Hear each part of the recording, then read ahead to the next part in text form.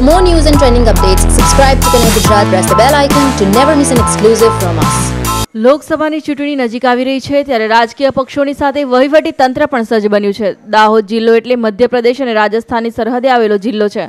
ચૂંટણી હોય કે તહેવાર, દારૂની રેલમછેલ જોવા મળતી હોય છે. ત્યારે ગાંધીના ગુજરાતમાં રાજસ્થાન અને મધ્યપ્રદેશથી બુટલેગરો દ્વારા દારૂ ઘુસાડાતો હોય છે, જેને અટકાવવા માટે તેમજ બિનહિસાબી નાણાં કે સોના ચાંદીની હેરાફેરી દાહોદ જિલ્લામાં આંતરરાજ્ય 18, આંતરજિલ્લા 2 અને આંતરિક 2 એમ મળી કુલ 23 ચેકપોસ્ટ ઊભી કરવામાં આવી છે, જ્યાં હથિયારધારી જવાનો સાથે પોલીસ કાફલો દિવસ રાત 2 પાળીમાં તૈનાત કરી દેવાયો છે.